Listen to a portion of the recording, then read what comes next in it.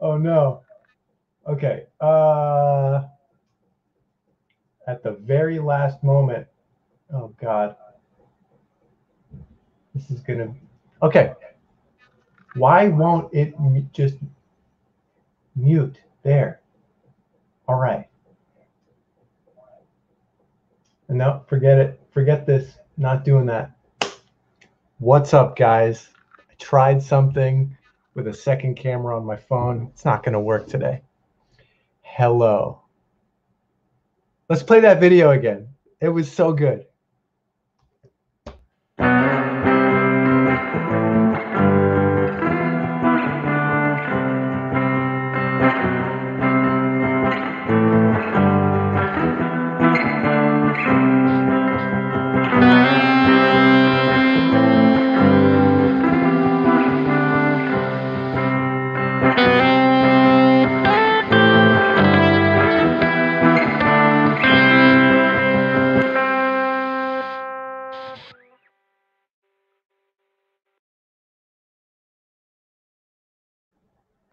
As is tradition with Googy Morning book episodes, I am flustered, I'm underprepared, and I'm ready to get into it. Duo dab. Boom, boom. Duo dab. Check out the size of today's smoothie. Pretty much the size of my face. Mmm. Delicious. All right. This is if you're new to Googy Morning book episodes, look, it's fun to be me. I'm a crazy guy, right? But you know, life is hard and terrible for so many people. So it feels good to, at the very least, educate myself on things that I have not spent my time reading about because I was too busy taking improv classes, playing video games, and eating or not eating. Doing better about eating now. Growing up. Okay. What else did I want to say? Thank you for being here. Thank you for watching. And look, thank you for being encouraging about this process, even though, you know, reading in general is not a huge, I'm trying to make it a big part of my life, but I'm just not, I'm not great at talking about the books. Hopefully one day I will be, because I'm going to keep reading them. So it always feels like I'm not doing a good job. But if anything, I hope that this inspires and motivates you to pick up a book, even if it's not the books that I'm reading. I hope that with so many things overwhelming us every day, as we check the news, as we live our lives, I hope in some small way this may motivate you to find the time to pick up a book and learn about something that you've wanted to learn about. Oh man, I'm so short. Like I have this new cushion for my chair. I just want to complain. See, that's the thing, is I get stressed out. I just want to complain a whole bunch. I want to move the camera down, but there's all this junk on the, you know, I got this thing up to block the. All right, it's going to be George Martin, right in the center. Mad Max Fury Road. Okay. We already have some fan art. Some fan art was created before the show. Look at this. This is very, very generous of Goop Goop. Firstly, because, I don't know, it's generous. Just the generosity to create fan art for the show is always appreciated. But also, look at this guy's muscular arm. Look at his leg. Look at his not very pale body. I mean, this is just not reality, you know? That arm has like, it's like the different sections of an ant, you know? You got the thorax and there's like a little indentation. You know, my arm is just is a stick, which, you know, I'm okay with. I like some aspects of my body. Riley's a muscular, tan, well-coiffed man. Well, you know, doofus clown. You got me, doofus clown. Yeah, living up to your name.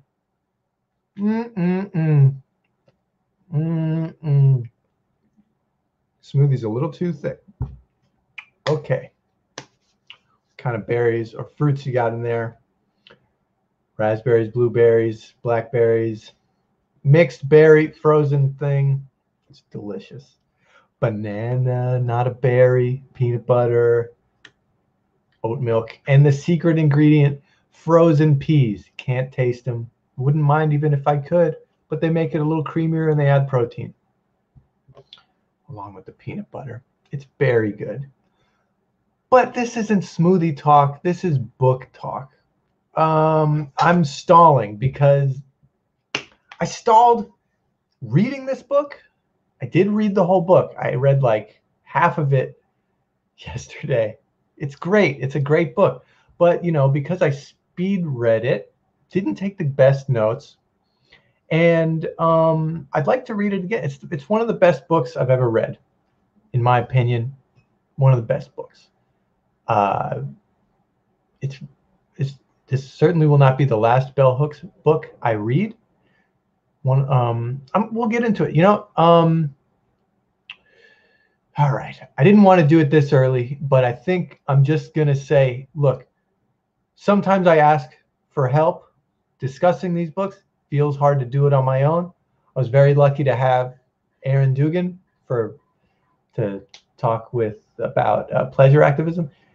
I even lucked out harder because, like, she was so into it. I asked her like 2 days before, and she was like, yeah, I'll just read the book. I went to school for this kind of stuff, so I can just read the book really fast and take notes. It was amazing. And she was super on point. So look,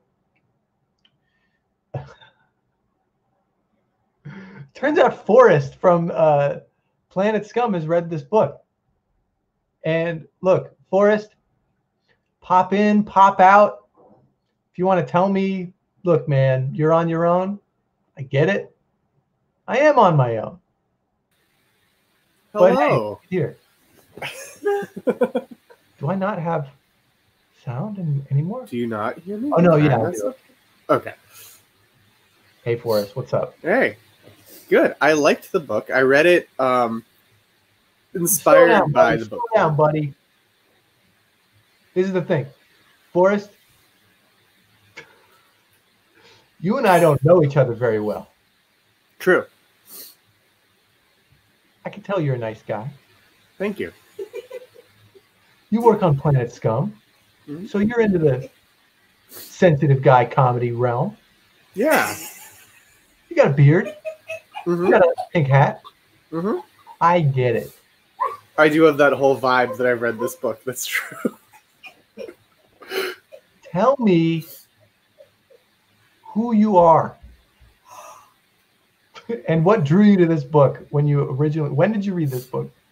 I'm being mean on purpose. I'm sorry. No, it's all good. So I, as a sensitive boy who likes sensitive boy comedy, I was like, you know, interesting. In a lot of this discourse around gender-related issues, I didn't see a healthier idea of what masculinity could be. And then I read the description of the book,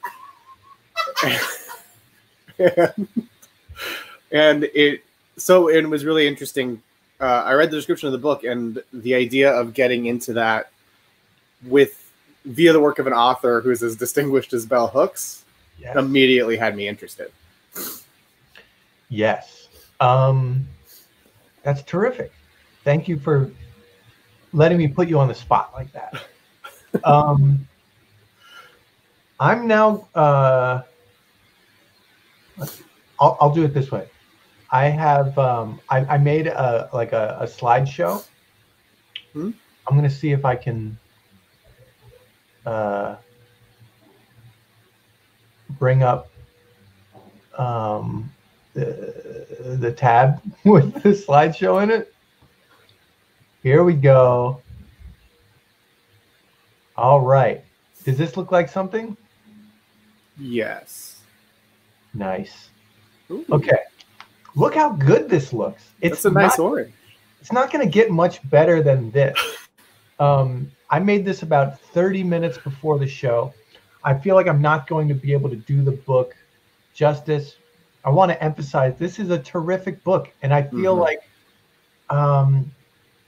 this may be my #1 recommended book that we've discussed so far on Googy Morning. However, I'm not going to do a good job talking about it because I'm not good at this. That shouldn't stop anyone from reading this book. It's a beautiful book. Also, I'll get to it later. I don't want to. Okay. But yeah, let's. We're going to go to the next slide. So, on tyranny, are prisons obsolete? End of policing. Asada. Women, race, and class. Pleasure activism.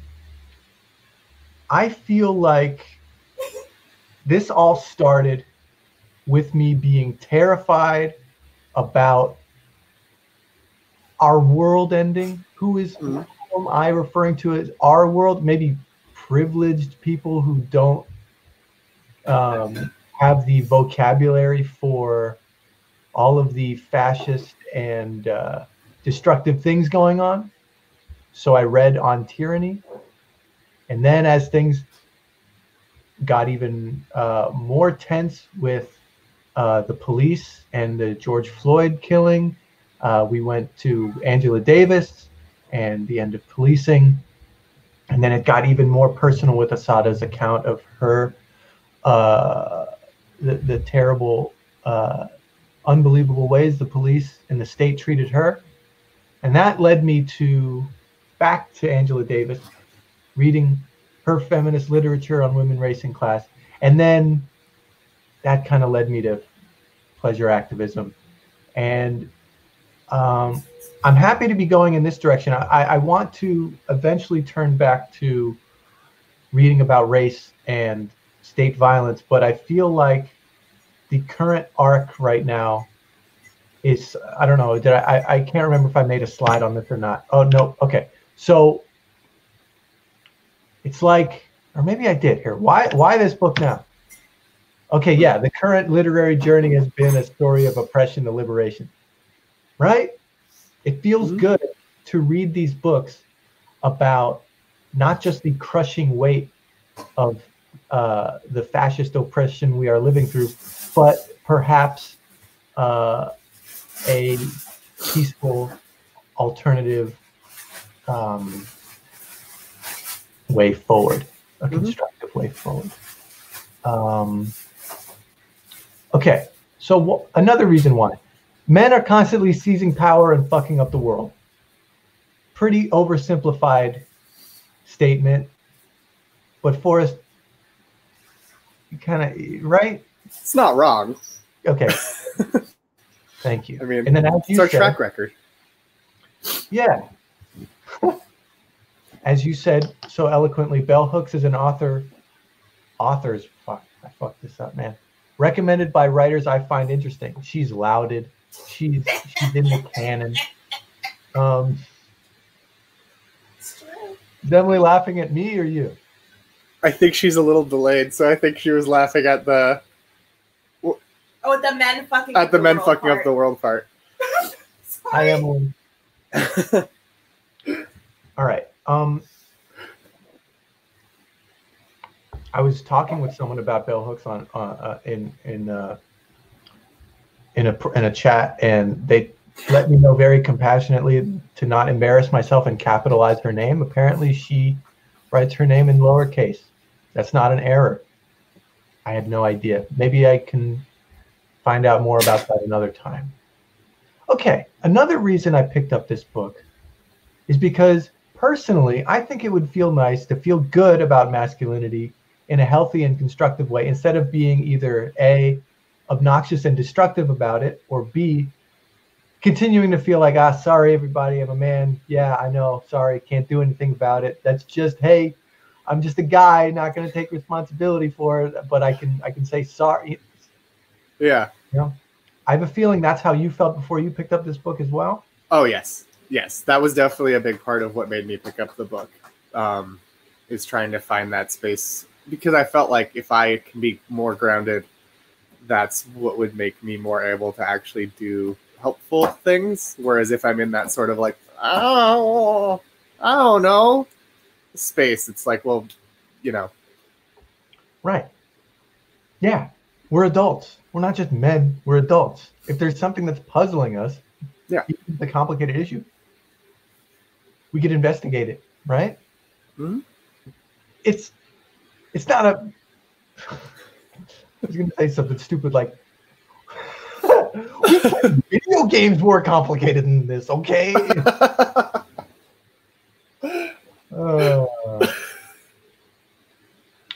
Portal 2, it's a great game. It's kind of a feminist game too. All right. Yeah. All right. Since we're on Twitch and all, you know. This is from the opening, or the intro. The will to change men, masculinity, and love is about our need to live in a world where women and men can belong together. Looking at the reasons patriarchy has maintained its power over men and their lives, I urge us to reclaim feminism for men, showing why feminist thinking and practice are the only way we can truly address the crisis of masculinity today.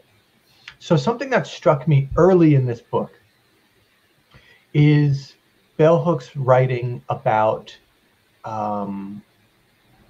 like the early feminist movement, or like feminine, no, because I got to be more specific. Not the early feminist movement, but like, I guess the feminist movement that led to the sexual revolution in the 60s, and how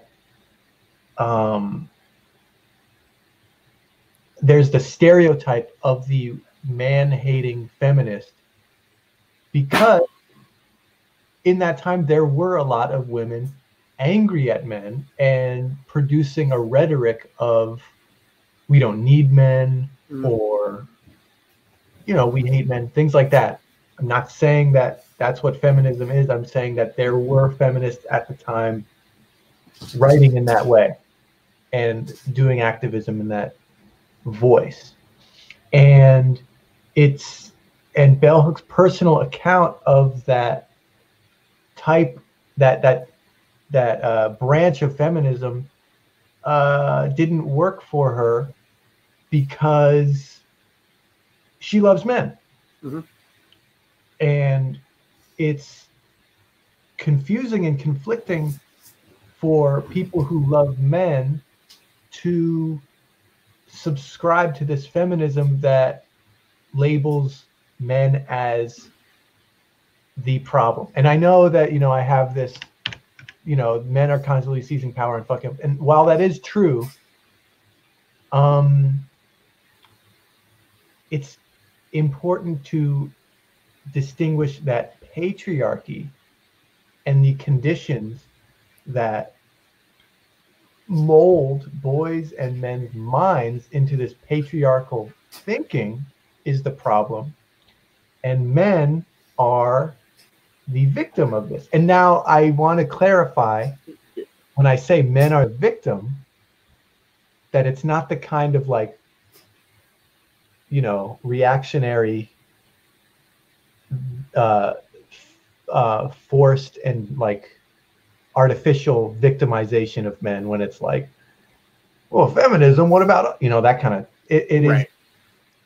It is not through feminism, but through patriarchy that men are the victim and subjects of a very specific and pervasive type of conditioning that fucks them up and makes them rage against feminism.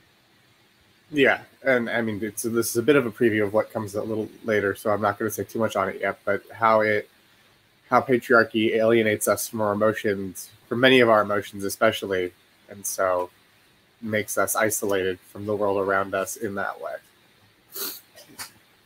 Yeah, I like that. Who's this Milky So person? Yeah, read this book. Yeah, Milky Sue's great. I think they'd like this book. Yeah. All right. Let's see what's next. Again, I don't remember what's coming up next in this slideshow. So when the slideshow starts getting really bad, I want you to know that I know that. But pretty good start. Great start. Okay. Yo, what are some basic adjectives we think of when we hear masculinity? Sound off in the chat. You know? Thank you, Milky Sue. Why did I even include this slide? I don't remember.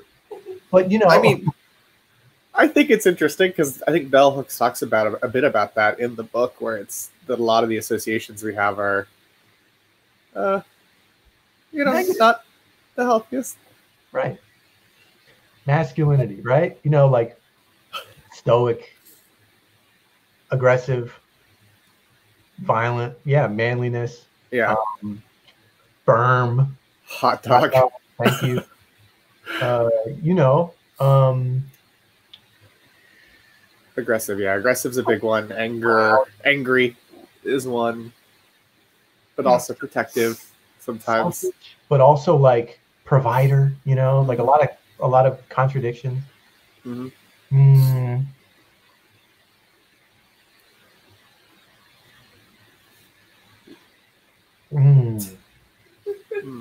Great smoothie. Amazing smoothie. All right. Cool. Maybe this next slide will reveal why I asked this question this way. All right. Oh. A lot of men, this is me writing here. I think this is me synthesizing a lot of the info that I had read thus far in the book.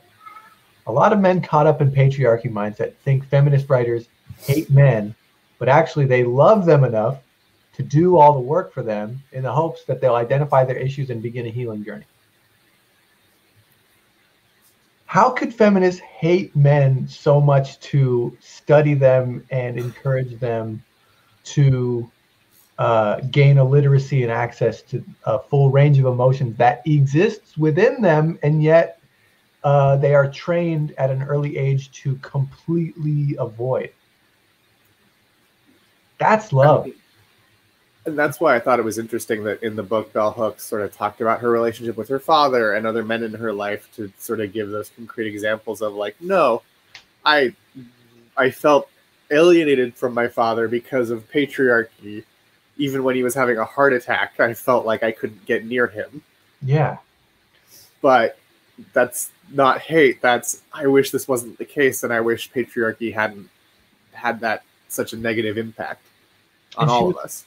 And she was also very upfront about like a relationship that she was in where she would ask this man to open up, and then when he would, she would by instinct just alone turn away from it because it's hard to deal with and hard to hear from men, these emotions. And then that just kind of creates this further divide where it's like patriarchy not only trains men not to express and investigate their emotions, but it trains women to not want to hear them. Yeah, I appreciate that. Yeah, even like in the top of her mind, she knows that this will create some kind of healing dialogue. It's still hard for her to open herself to being receptive to that.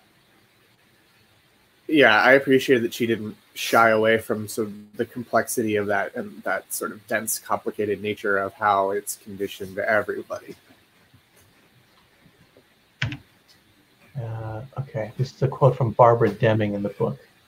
I think the reason that men are so very violent is that they know deep in themselves that they're acting out a lie. And so they're furious at being caught up in the lie, but they don't know how to break it. They're in a rage because they are acting out a lie, which means that in some deep part of themselves, they want to be delivered from it, are homesick for the truth. Yeah. Yeah. Just reading again, I don't even know if I have anything to say about this. I mean, to be caught up in the lie. There's certainly been, like, we'll get to it in a more specific topic in a little bit, but like, to be caught up in the lie of like, I gotta fit into this traditional mold. This traditional mold basically being the only thing that I'm exposed to. But if I were ready, like made, built to fit into this mold, I wouldn't be having this internal conflict. Mm-hmm. But to have this internal conflict doesn't fit in with the idea of what is being prescribed. And then, so then it kind of forces, in my experience, it forces men to go, there's something wrong with me because I'm not the ideal, or I'm not what media portrays. I think that's true. Is masculinity a lot like that in theater spaces? Well, I think that I know that I, in a lot of ways, lucked out. I grew up with parents and in an environment that allowed me to express my emotions. I think through conditioning of society at large, I think I took it upon myself to find something wrong with me there, and want to think I had some kind of problem that I didn't actually have. Theater spaces. I mean, I think the point here is that patriarchy is all pervasive.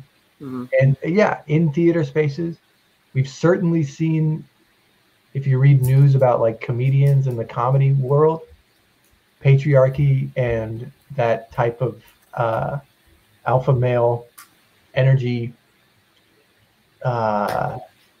persists and gets a lot of attention, and people in power, I'm thinking like industry decision makers, respond to that, and audiences respond to it. And so what ends up happening is, all right, I'm now okay, one very simple example of like a patriarchal kind of like alpha male macho-ness that I can see in theater is like method acting,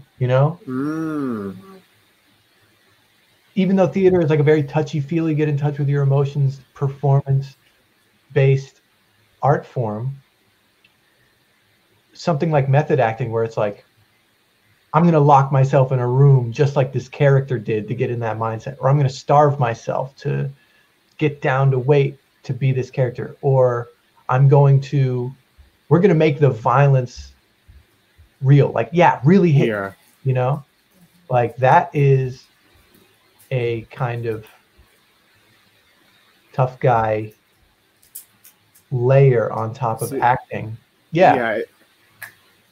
It feels almost like trying to sort of like transmute acting into like, I'm an athlete, like in some way of, look at how resilient I am. Isn't this great? I'm such a badass. Right. Look how committed I am. Look how much. Look how this reflects how much of an artist I am because I commit more than I have to. It's a strange line that people draw where like in a death scene, people don't actually die, right? So why in a fight scene would you risk injury just because? You know what I mean? Yeah. Well, and it also reminds me of some of the directors sort of throughout history who have been like, well, no, I have to put, if my actors or characters are going through this real ordeal, I then have to put my actors through that ordeal, often not aware that they're going to be put through that ordeal through some idea of, well, that's the real authentic thing. Right. Yeah, you never really hear about, or I haven't heard about a female or a feminist director terrorizing their actors like Alfred Hitchcock or Stanley Kubrick would. Kubrick's who I was thinking of, but yeah. You know? Yeah, it's pretend. Yeah. So there's like this artificial toughness of going like, well, this part was real. You know, yeah, the death wasn't real and the sex wasn't real, and the cocaine in this scene that we were sniffing wasn't actually cocaine. But, you know. Well, and it's so often on the, like, it's the struggle element of the character, not, oh, well, you know, this character, they fell in love, so we have to, like, cultivate this, like, deep promotional connection between our leads. It's, no, we have to lock them in a room. That part needs to be real. They can fake all the other stuff. Yeah. It's, so good question, Emily.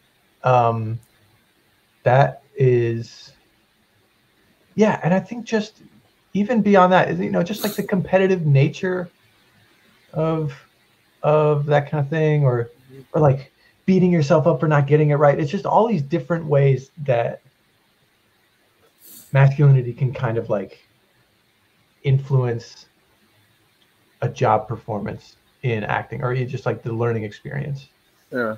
That is counterproductive, but by kind of subjecting yourself to like this condition, you think you're making progress because of like you're telling yourself how committed and invested you are, but it's kind of an illusion that if you break it, you kind of it ends up being more of a constructive process. I'm going to switch to the next slide.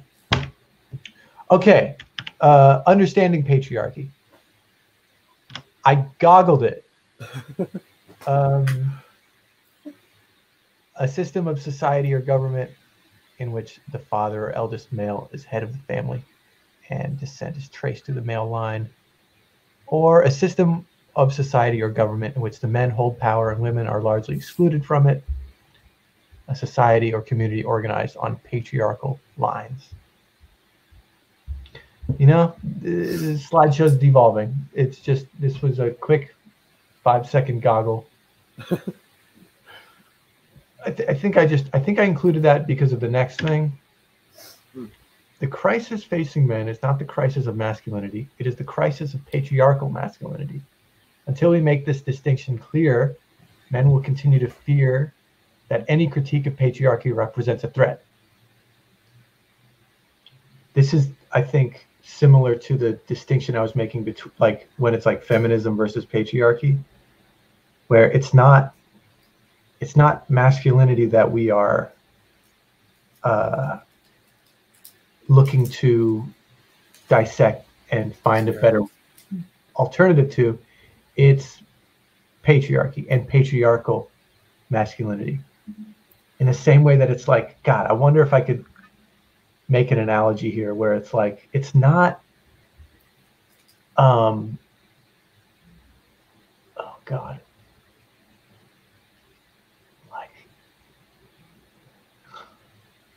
Like it's not law that we are trying to abolish. It is the racist enactments of the law. It is the unfair treatment of who receives justice that we are trying to combat. Similar distinction here. Patriarchy being like the racism of gender. I don't know. That may be way too reductive. Working it out for the first time live. You know what I mean, Forrest? Yeah, no, because it's not, because if I think that the distinction is important because like with the law thing, it's a truly equitable system where people are protected like as they should be would be great. The problem is that the law is used to reinforce existing systems of oppression. Not like we're like that you shouldn't murder people. Great law. Whoever came up with that, good job. Hammurabi. Maybe okay, Hammurabi, good job, Hammurabi. But maybe we should apply that to everybody. Maybe no one should be able to do murder. Right. That would be great. The problem is that that's not true currently. And so it's law is not the problem. It's the like specific like conditioned manifestation of the law, and I think that with masculinity it's important because being more specific, where the problem is patriarchal masculinity, sort of makes a solution more clearly possible. That's fair. And white black, so not everyone agrees with that point about the law. That's fair.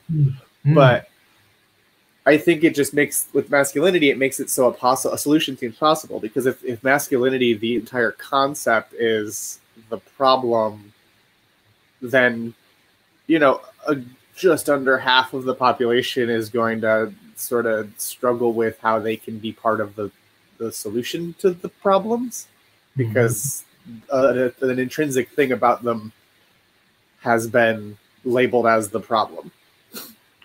Yeah, it's very it's a distinction that I think is overlooked because, well, it's just like it's the thing hiding in plain sight, and it is so pervasive and so influential that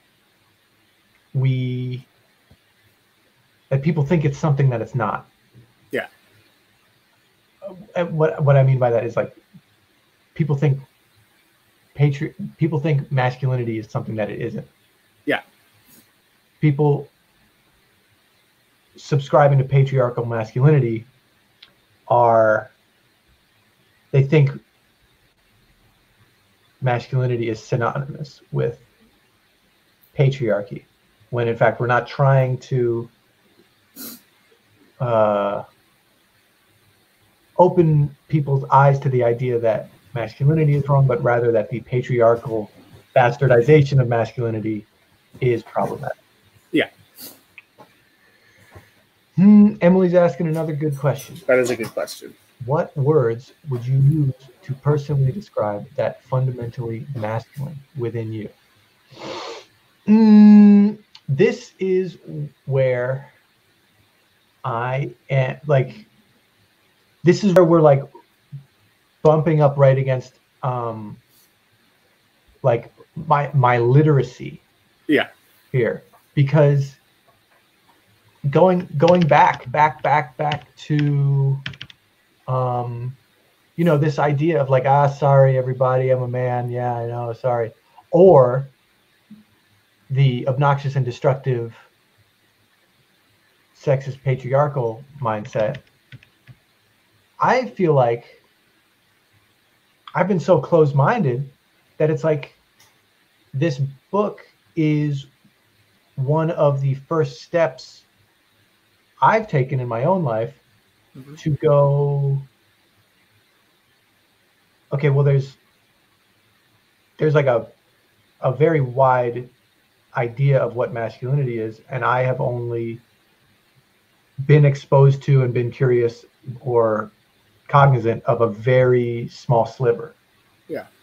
And I'm not doing myself a lot of justice here, because this isn't the first and only work I've done on this, but it's like, it's been a long time, and my rambling and my reluctance to answer Emily's question directly lets me know that, I don't know, how do I what's fundamentally masculine within me?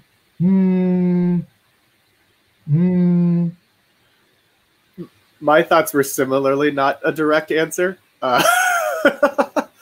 Because I was like, well, you know, I think part of the problem is that when we describe something as fundamentally something, it often implies that it's exclusive to that.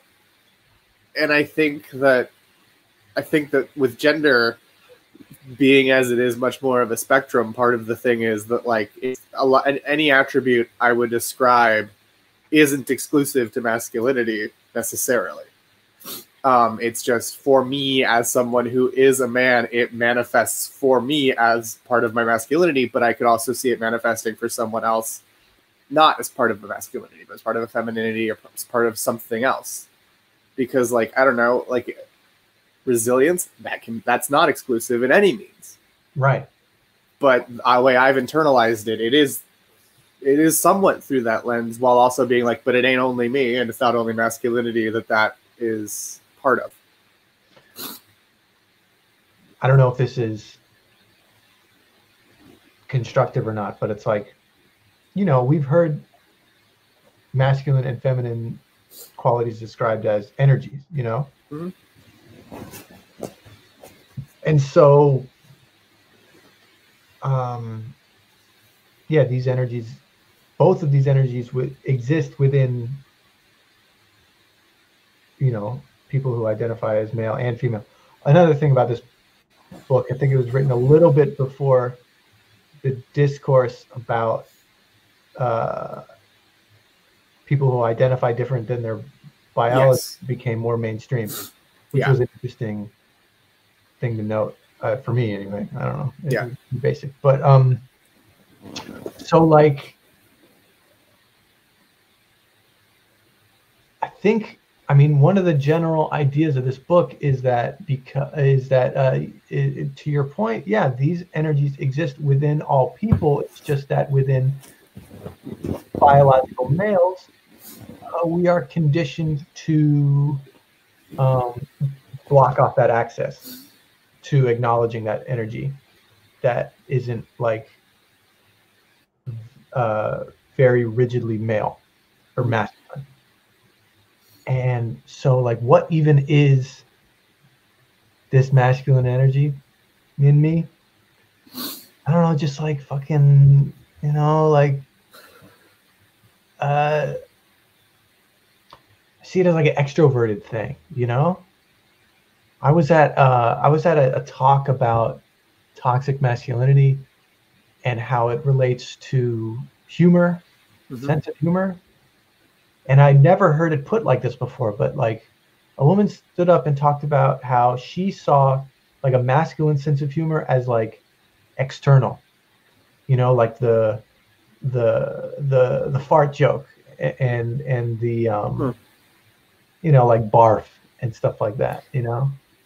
And then like a feminine energy sense of humor is more from about like internal emotion and a revealing or an exposing of feelings from the inside. And I feel like that sort of ties into what I'm trying to get at. I don't know, like with masculine energy just being so focused on the external world, you know, things like work and the body and building and carrying and lifting and you know like external things, material things, and feminine energy coming from more of a place of feeling and investigating internally, emotions, thought, you know. I'm not sure. If anyone wants to tell me I'm wrong or tell me their take on it, please, you can hear me struggling. It's okay.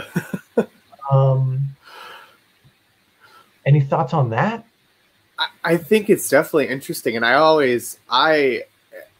don't know, this might be I struggle with the masculine and feminine energy. I struggle to define it a lot. Like I don't, that distinction is always something that's interesting. And I sort of have a hard time wrapping my head around sometimes. Because I think that I see where you're coming from for sure. My brain immediately is like, I have to complicate all of it. Complicate any gender question. I'm always like, but no, but. And then also because all of the qualities that I were categorizing into masculine and feminine, like you said, they can can do transcend. The point is, we all have all of those qualities. Exactly. As feminist, a feminist approach would be to invite and express all of those, regardless of gender identity and biology. Yeah. And the opponent of the ability to do that freely is the patriarchal conditioning we are subjected to. Let's try this. Okay. Yeah. Okay. Well, in patriarchy, boys are taught to not share, express, and acknowledge their emotions like girls, quote. And so the end result in adulthood are emotionally illiterate men and women shouldering the responsibility of their men's emotions. So, yeah, traditionally, women carry the extra burden of handling both their and their men's emotions, whether partners or family members. And then men shoulder a different burden, which is the inner conflict that we talked about not having the matured capacity to deal with this shit. So it can only be expressed through like rage, and violence. Mm-hmm. Mm-hmm. And then that is like the patriarchal identifier of masculinity. Be like, oh yeah, your emotions, they don't express them any way besides rage or some form of domination, which we will get to shortly, I believe. Oh, this was new to me. Oh yeah. Patriarchal feminism. That was really interesting. Patriarchal feminism. So going back to when bell hooks would write about the feminist movement in the 60s, and rather than aspiring to true feminism of equality, there is a offshoot of feminism that kind of expressed the desire to just flip the roles. Yeah. And for women to be in charge and to seize power in a way that men would, and to be okay with that. As long as you could seize power, man or women, women just want the right to seize power too. That's what I understood the ideological offshoot of patriarchal feminism to be. Does that sound? That was my understanding of that point too. Is it was the problem isn't the patriarchal structure or the sort of emotional cruelty that is built into it. It's that everyone should be able to benefit or use that cruelty and that sort of patriarchal norms as a way of getting what they want. And rather than disassembling that entire structure, we just need to make access to the rungs of that structure more equitably distributed. So anyone who has those attributes can use them. Yeah, the right to exploit people the way that men do. Yeah. Huh. And then also patriarchal feminism is also kind of, no, it's not the same thing as standing your ground as sticking to gender roles. Or is it? I don't know. That also came up in the book, I think, under that. Yeah. I think they were both sort of reflections of that same thing. Because there was the no, I do this specific thing because of my gender, and I uphold the patriarchal structure and the male privilege and all of that because it's the natural order or that kind of a thing, when it's not. But that was that belief system, I think, was also referred to it that way. Okay. I think. It's been a little bit since I read it. Yeah. Sex.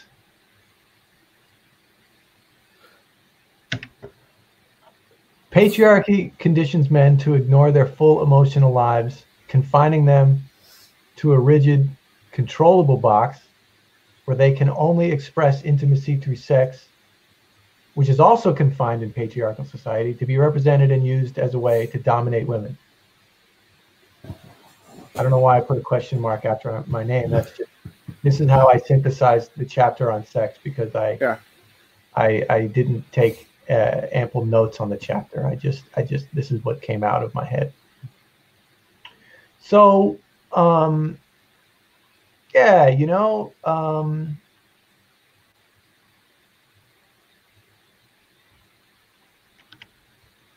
sex. Yeah. Yeah. Yeah. I think that's an accurate synthesis. But yeah, you know, it's you know, yeah, it's sex. This is the highlight. This is the this is a great slide. That's the clip that goes in the okay. All right. Oh yeah.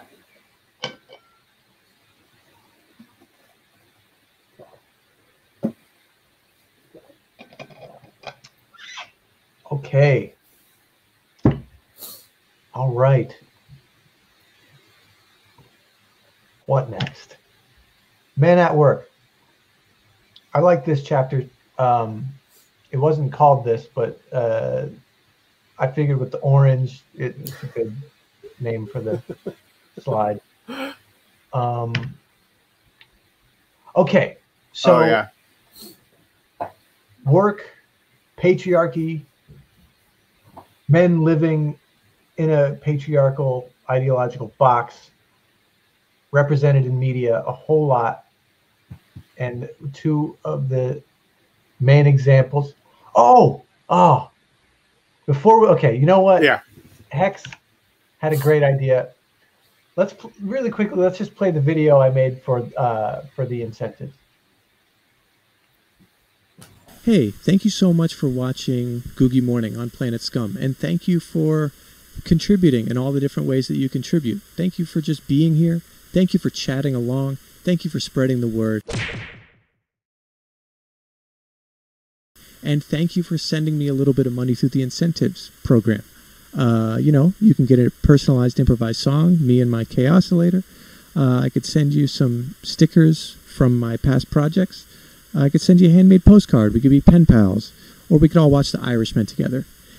This next clip that I'm going to show you is a song and a stop-motion animation inspired by a request that I got through an email from a guy named Danny. He needed a theme song for his podcast, so I made him the song, and then I made my own stop-motion animation after he emailed me that that's kind of his thing. So we got stacks of inspiration going on. Hope you like it, and thanks for watching.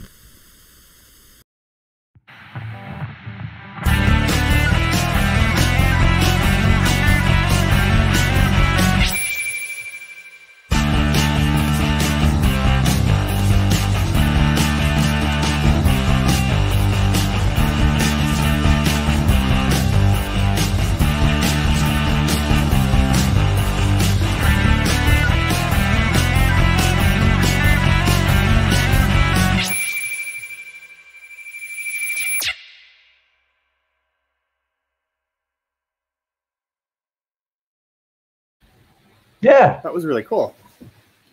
Thanks. That was fun to make.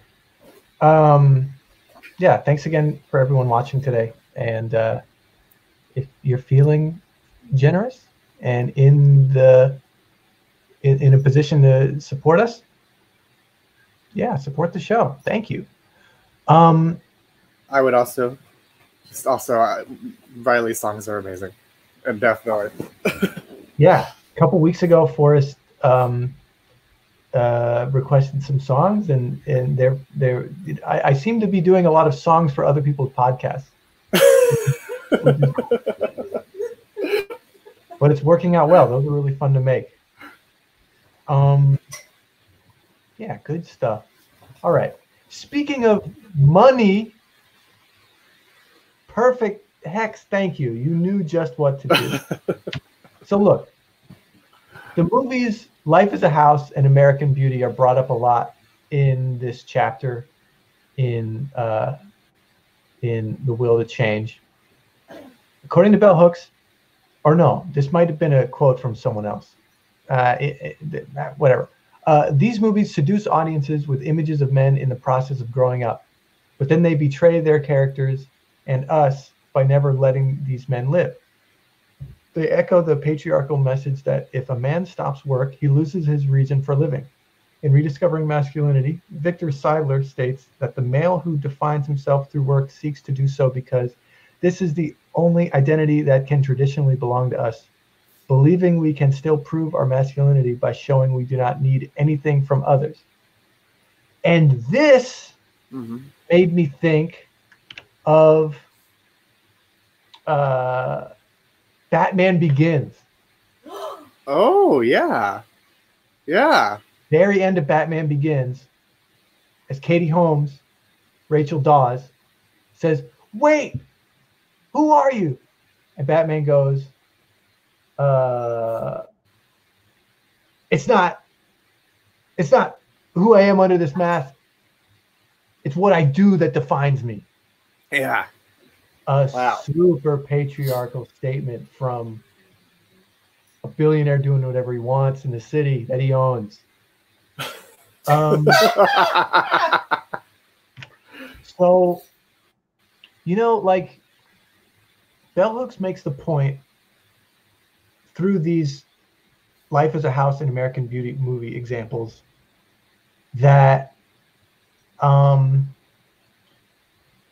the only time that the media represents a male character that is exploring their emotions, they're crazy or they're unhinged, and then they are in serious danger, and then they die. I remember as early as like episodes of Rugrats where there'd be like a weird parent, who is like, "I'm finding myself," and then all the other parents are like, "All right," and that was like the bad parent, or that was like the goofy parent or something, Yeah. And then I can draw a direct line from mindsets like that to my own life, where it's like I want to improve myself, and not just in a material way, but everything that I've been fed and exposed to is telling me that a character on that type of journey is in danger, and something bad is going to happen to this person. Can you relate? I definitely relate to that. Yeah. I mean, I've seen older like men in my family deal with that, try to deal with it after retired, not very well. But then also it reminds me, it takes me back to that, the method acting point earlier, where it almost feels like part of that is to make art seem worth doing by turning it into an ordeal that you overcame, rather than a non-work, in some cases non-work activity that you were doing. And I think it's also just interesting how differently the patriarchy views artists who have succeeded in turning it into a thing where they can support themselves. And then it's like, oh great, like, especially if they're like, they put themselves through suffering to do their art, it's wow, look how incredible they are. But if you're, you have a day job and then do art on the side, it's like, well, why are you wasting your time with that? Yeah, look what this successful person made of themselves through their art. And not you, who is enjoying it or feeling internally fulfilled by it. Yeah, exactly. It's art is art only having value as a means to economic success rather than an intrinsic good. Let's put up this white-black comment. What if you're actually in danger because you live in a place that is surrounded by patriarchal types who refuse to see your emotional journey as anything more than weakness? Well, I'm going to say this with compassion. I know that it's going to sound like a joke. And this is also coming from a place of privilege where I was not in that type of danger. But my gut reaction was to say, tread lightly. And unfortunately, there are parts of the world where it does put you in danger to express yourself in that way. Mm-hmm. Tread lightly doesn't feel like the right thing to say because,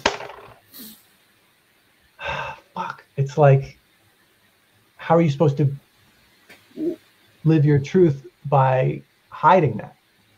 But how are you supposed to protect yourself by exposing yourself in this way in a hostile environment? Yeah. I mean, I think that that's hard. I think that being honest about it internally, like at least maybe being honest with what the situation is part of sort of manifesting that healthier masculinity, rather than pretending it's rather than pretending that nothing is wrong and just shutting that deep down, being like, I'm having to sort of enact some of this, but I don't know. That's all I can think of. And that even didn't say much. It was just a lot of rambly sentences. Yeah. I'm exposing ourselves here as not experts on the subject. Not qualified. But, yeah. I mean, I had a little bit, like I had the lightest, most privileged version of it growing up, where it was like I definitely got bullied for emotional vulnerability, but that's not the same level of danger some people actually have to deal with. It was a more minor, despite being deeply unpleasant, danger. It was, it was survivable. It was, but even then, the fact that that's the attitude, it even reveals, I think, a bit of the conditioning of like, well, whatever. It's just a thing that happens, which is true, but also is that, I don't know. Yeah, but why? Yeah, but like I see what you're saying, where it's like, we're at a level where it's just acceptable to be bullied for that kind of thing, and then we move on, rather than... Yeah. Is it minimizing the effects of it? The effects of it, the greater implications of it happening everywhere.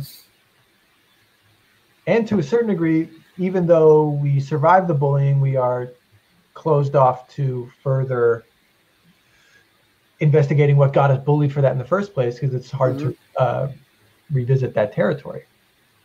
Yeah. I also, looking at this quote again, I mean, it's, maybe I'll get to it in another thing. Maybe, what's the next slide? Okay. So Dean Ornish, from his own book, Love and Survival, wrote, if the intention behind the work is to seek recognition and power, hey, look at me, I'm special, I'm important, I'm worthy of your love and respect, then you are setting yourself apart from others as a way of trying to feel connected to them. Setting yourself apart from others as a way of trying to feel connected to them. It seems so clear why this is self-defeating, and yet it is often the norm in our culture. When my self-worth was defined by what I did, then I had to take every important opportunity that came along, even if relationships suffered. Now, I, as someone trying to be a professional, creative person, identify with this pretty heavy, so much of my self-esteem is wrapped up in what I'm doing, and if it's getting a reaction, and if I'm earning money off of it, and all this shit that has so negatively impacted my creativity. Yeah. And like, I appreciate the love and support that I get for doing the show, but it is also like, I know that like this is part of the internal battle, right? When it comes to like masculinity, patriarchy versus like just trying to do something to make myself feel good, and like I don't know. I just don't. Ideally, I don't want my self-worth defined by what I do, it would like so much of what is the argument for this book is that you are worthy regardless. Yeah. And I don't know, with everything being so quantified, from money to likes and views, it's hard to remember or even be exposed to the concept that you're worthy just for being, you know. That's just such a, like, yeah, I hear you, I get it, but it's like I don't live that. Yeah, really internalizing that idea is very hard and counter, as you were saying, to so many of the societal scripts, you know. And I do think it's interesting that, like you were saying, yes, even on stuff as simple as Rugrats, you get like that, the notion, that rhetoric used as like a joke, as a punchline, rather than as a, oh, that's a good important thing for us to remember so we don't get lost in what capitalism wants us to believe. Which admittedly, like, yeah, Rugrats isn't going to be here to burn down the patriarchal capitalist system with Reptar stomping on all the exploitative systems that hold it together.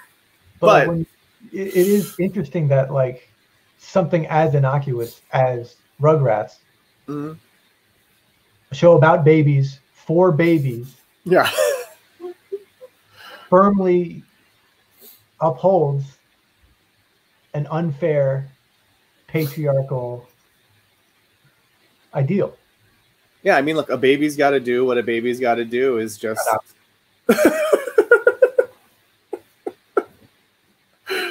Stop this. Put up this white black comment. White black is now my new friend on Twitter. Yeah, you're comedy writer, Riley. You're going to be okay. You're still masculine. You're still a man. Thank you. Thanks for the... Love it. I'm gaining a small contingent of smart asses, and it's fun. Oh, that's a good point, Normal Robot. Rugrats did go hard. Yeah, Rugrats had a good Hanukkah episode, good Passover episode. And Angelica's mom was very much the, like, you should care about your family, not just your company character. But is that true? I mean, she was the example of why, if you just cared about your company, you might end up with a kid is like Angelica, who's mean and... We gotta watch Rugrats now. I remember this. Yeah, let's fucking go off on over analyzing Rugrats. This is what this show is. It's good. I know that one book, one book Emily really liked that was sort of touched on some of these themes is The Queer Art of Failure. It goes through movies, and it uses movies as examples, and even some art movements. Like, it uses some of the... There's a photographer who took like black and white street scenes in Paris that gets brought up. There's movies that get brought up, so that could be... Yeah, Dude, Where's My Car? Actually, there's a whole chapter about Dude, Where's My Car and the model of masculinity that arises from, or that it exemplifies. Wow. It's interesting. There's some interesting stuff in that book, for sure. I think it could be a cool... That could be a cool one. But I think that the I'm Special thing is so interesting because I think that you could also do... I mean, maybe it's the art emphasis should be on the communities that we can form through it rather than individual recognition, which still makes it hard because so much of the incentives that are built in are not to do that. Well, yeah, I mean, there's, I as much as I know the myth of like the solitary working man artist as a success is false. Like, everyone needs help. Yeah. Like, just because I make the music and I edit the video and it's still like to be willfully ignorant of like all the help I receive, whether it's through Hex producing the show live, everyone who has meetings with me to come up with ideas for the show, Gethard putting together the platform, like nothing is a sole effort. But even still, like, I feel like I gotta make everything, you know, I gotta, you know, or just like the image of like one person standing on stage doing a show is like so romantic and alluring and enticing, as like, wow, he's doing it, he's up there alone, a genius, you know. And it reminds me of auteur theory too, where the idea that like Kubrick made Kubrick's movies, and it's like, well, Kubrick directed a whole crew that also had input and also shaped the movies, and so it's romanticized, that notion of the single person who does everything and gets all the credit, versus the model that it's like, no, so many of the works that resonate with everybody are, I mean, everything is so multifaceted, but some of the ones that most resonate with people are also some of the ones that are most clearly a result of communal effort. Right. Yeah. I'm special, I'm important, I'm worthy of your love and respect. But if that were really true, then I would be building a community around what I'm doing, rather than just I'd be rising with the ranks rather than trying to rise above the ranks. Yeah. You know? It's a rude awakening But I think that's part of what's so nice about the book club, is there does feel that community thing where we've read the book and we get to talk about that shared experience that we've had through the books and all of that. Well, good. I'm glad. I hope that's true. Again, it's a little coming from a selfish place of like, I'm trying to educate myself here. Yeah. But yeah, white, black. We know you didn't. Never mind white, black. But I don't know, to take my self-interest of like trying to be better, smarter, more capable, more literate, whatever, and spreading it, you know, like being public about it. I guess it creates a communal thing. I think people who participate seem to identify with that. Is there another slide? This is just a blank slide. Oh, I think those are the only slides I had. Okay. There is a quote near the end of the book. Okay. So this kind of dovetails a little bit. I mean, it's the same book, but so much of the last couple chapters of the book, I gotta get better. Okay. Yeah. Okay. Okay. So like the idea, I'm going to kind of relate the work thing to just like a more holistic, the book gets into a more holistic, just like soul acceptance. Mm-hmm. And I guess I'm just really, lately I've been really seeking out and identifying with a concept of like I have such like a conflict over like trying to gain a dexterity and an access and a success and a wealth in my material world, my external world, you know, with everything going wrong. How can I get ahead? How can I make some more money? How can I get a good job? How can I get attention? How can I get praise and make the thing that people want to buy? And knowing the whole time how gross it feels and how counterintuitive it feels and how not interesting it feels. Like, how old is the story of just like someone trying to make it, and then because they focused too hard on that, they lost everything else that's actually important, you know? Yeah. And even still, knowing all of that, how all consuming is that pursuit to keep going down that path. Yeah. And then, like, so there's the work aspect of it, and then it's just I'm just jumping to the end of the book. It just kind of bleeds into that being not just a work and a money thing, but just like a life thing, where the relaxing of the emphasis of perfecting your external world in favor of returning to a neglected sense of your inner world will bring about a wholeness that can't be accessed through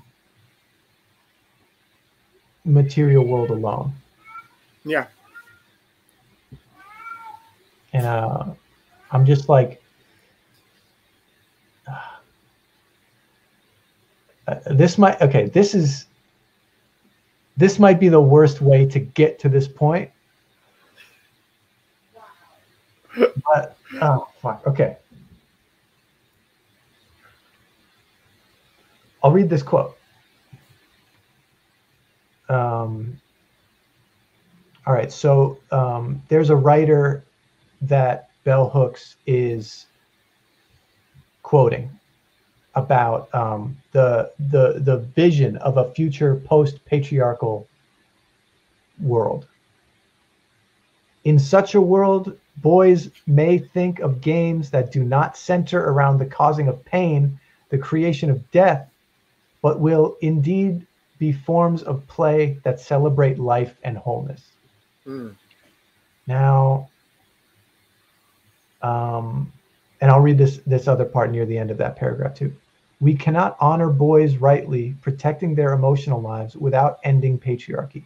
To pretend otherwise is to collude with the ongoing soul murder that is enacted in the name of turning boys into men. Now, here's the stupid roundabout way that I was able to understand this point, okay? Mm-hmm. Games centering around pain and the creation of death. So about 5 years ago, I came up with a very stupid concept for like a science fiction world that is like kind of like our life in quarantine now, where we're all, it's kind of like, you know, VR helmet, we're all plugged in all day, and we're just watching this game show that has taken over the world, where all intellectual property is just like one thing now. So we're watching like the Simpsons fight Batman, fight the Marvel characters fighting, you know, whatever spin-offs and reboots, just kind of like on a football field together, all fighting each other. But then it becomes this thing that takes over the government, and it becomes this like the population control game where people are like at home on their VR rooting for people to like knock down their building and kill them. Just a game of destruction and death, right? Yeah. And I haven't been able to think of like a story arc because I'm just like too obsessed with like the little details of like how this game works and how the world works. And then I read this book and I read that quote, and it's like solving the puzzle to this story isn't about finding an interesting way to make this world work, but to subvert it with a form of play that celebrates life and wholeness. Yeah. And turn that world that I've created upside down. And have you ever heard the quote when like writers are talking about writing a book? They'll say something like, you have to pick something, you have to like write the book that you're not sure that you can write. And then through the process of writing it, you grow into the type of person that can write this book. I really like that.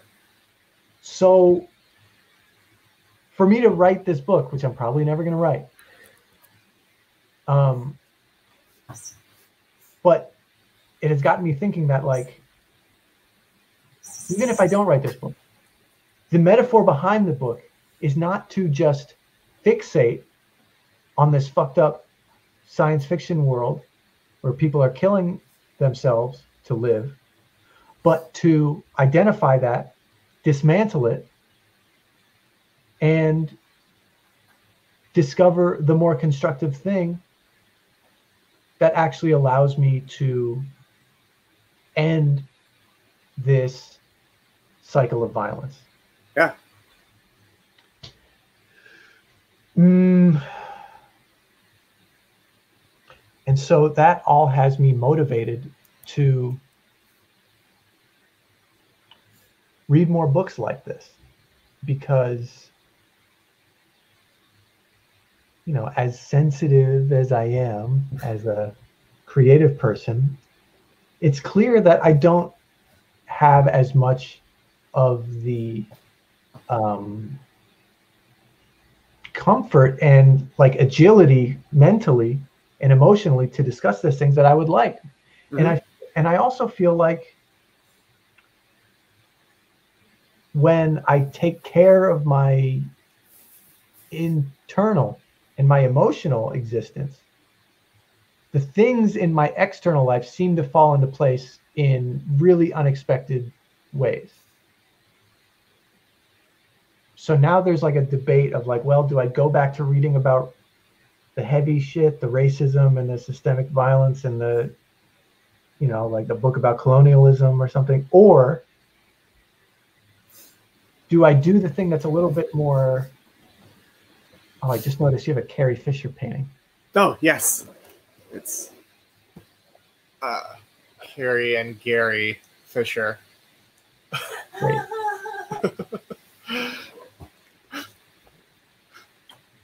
I think the scarier thing here,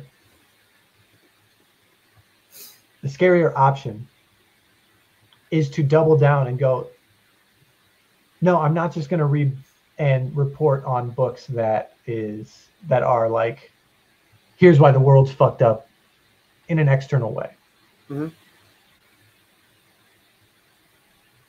But to instead go, here are books about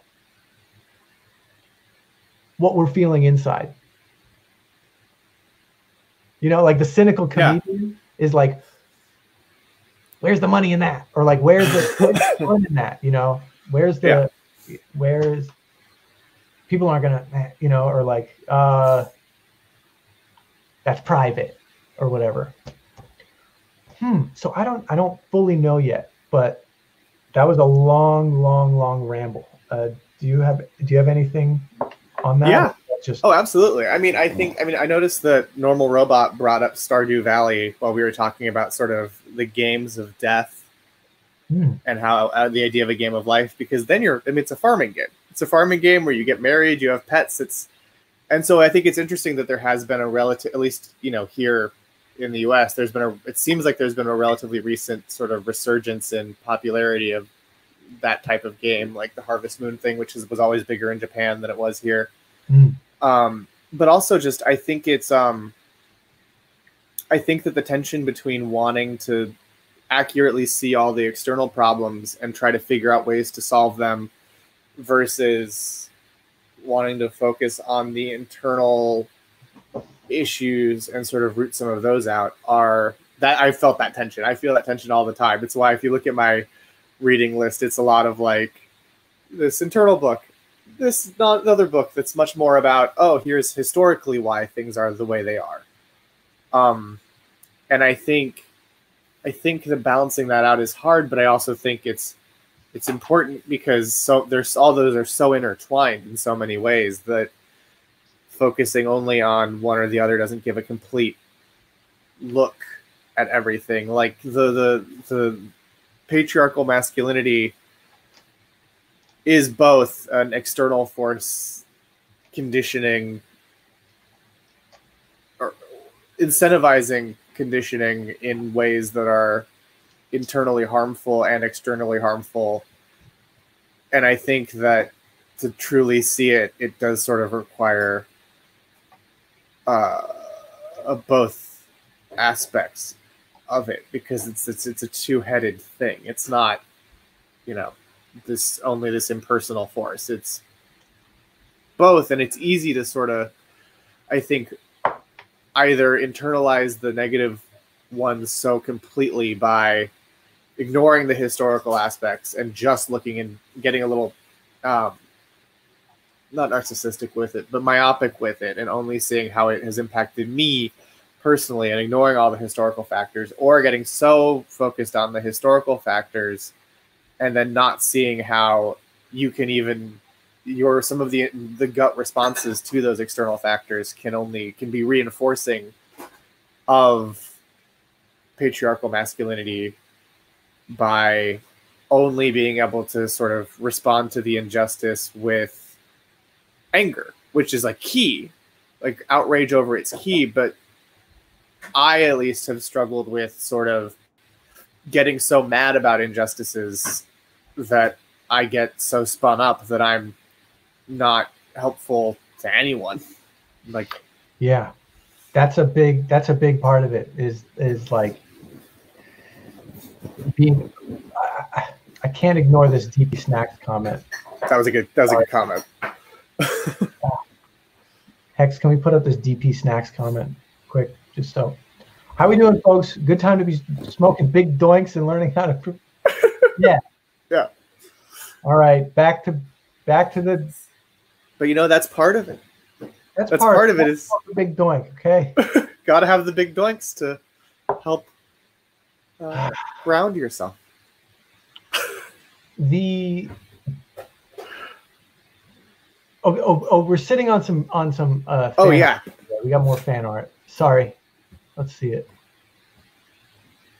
Oh, see, that looks like love that. I love that.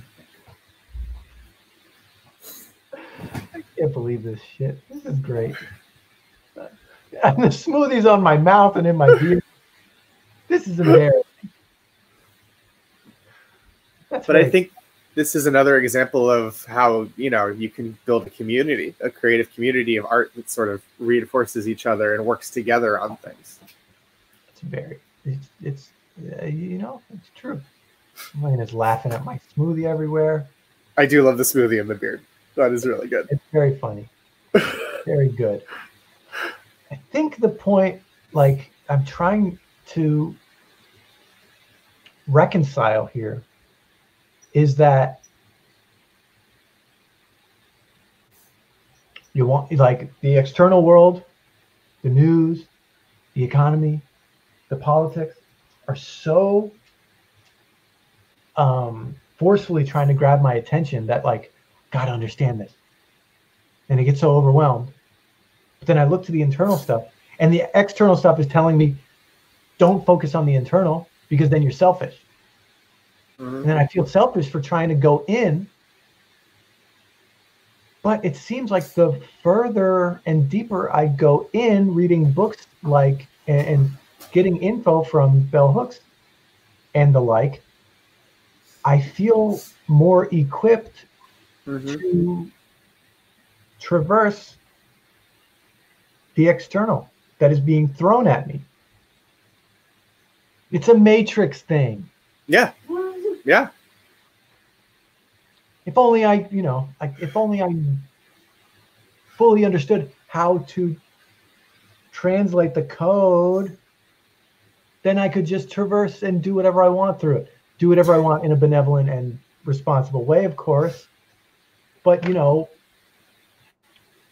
instead of worrying so much about how things are going to turn out, I could decide how things are going to turn out. For me, not for the world. Yeah, it is a balance of paradoxes. It really is. God, we got so many good. Thank you, everyone.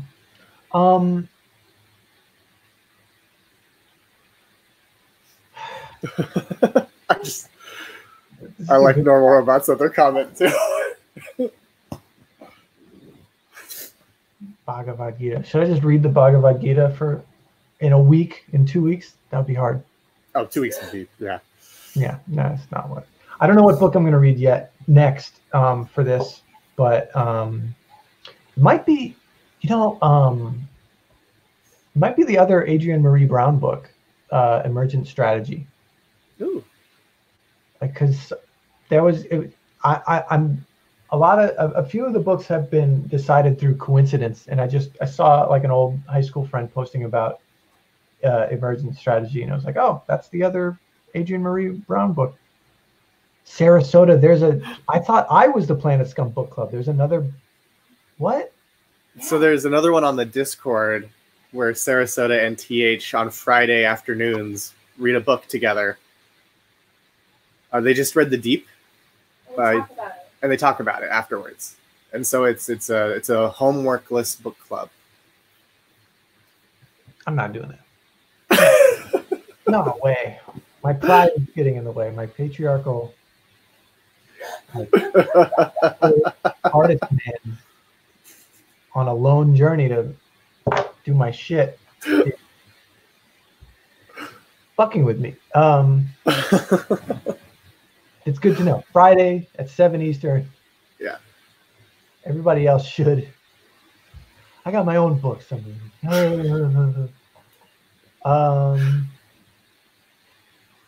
I shared a lot. Yeah, maybe I'll write that book now. I'll write a book. How about instead of reading a book, I'll write a book. I mean, that would be a great book. It'd be hard. It'd be good. It'd be a difficult book for sure. Here's my elevator pitch. It's Ready Player One, but even stupider. I'm here for it. I'm here for it, yeah. I've been trying to write. And then Bell Hooks really opened some shit up for me. All right.